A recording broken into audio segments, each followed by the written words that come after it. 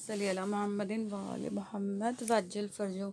आज इस वीडियो में, इस क्लिप में मैं आपको बताना चाह रही हूँ कि आजकल हम हमेशा सुनते हैं कि हम बहुत परेशानी में मुब्तला हैं, हमें बहुत स्ट्रेस हो रहा है। ये 3 तरह की स्ट्रेस होते हैं, एक दुनिया का, दूसरा लोगों का और तीसरा हम अपने आप से लेते हैं। तो अगर आपको हमेशा दुनिया का खौफ है कि दुनिया क्या कर रही है, दुनिया क्या कहेगी, तो आपको ज़्यादा से ज़्यादा इस परेशानी से अपने आप को निकालने के लिए जो ज़िक्र करना है वो ज़िक्र है ला इलाहा इल्लल्लाह का। ये ज़िक्र आपको यहाँ दुनिया में भी फ़ायदा पहुँचाएगा और आखिरत में भी आपके जो सांप बिच्छू होंगे, जो जितना आप ला इलाहा इल्लल्लाह का ज़िक्र किए रहेंगे उसको वो हटाएंगे। तो वो यहाँ पर भी ये ज़िक्र यहाँ पर भी फ़ायदा दे रहा है और वहाँ पर भी। तो इस ज़िक्र को अपनी ज़िंदगी में रोज़ शामिल कर लीजिए, ला इलाहा इल्लल्लाह। दूसरा ज़िक्र, हम हमेशा कहते हैं कि फ़लाने ने हमारे बारे में ये कहा, फ़लाने ने वो कहा, और हम उसी परेशानी में मुब्तला रहते हैं। उसका तो नहीं कुछ जाता, हमारा ही खून जलता है। तो अगर आप चाहते हैं आप उस फ़िक्र से आज़ाद हो जाएं कि कौन हमारे बारे में क्या कह रहा है, तो ज़िक्र करिए ला हौला वला कुव्वता इल्ला बिल्ला। ज़िक्र करना है आपको, ला हौला वला कुव्वता इल्ला बिल्ला। तीसरा ज़िक्र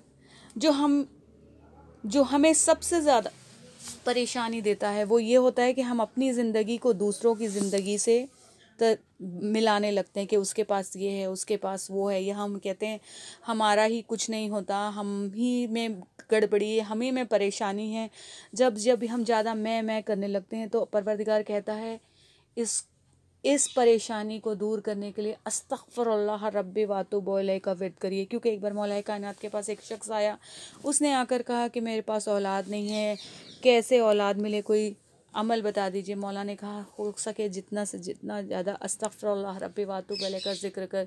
फिर दूसरा शख्स आया, उसने अपनी परेशानी बताई। तीसरा शख्स आया, उसने अपनी परेशानी बताई।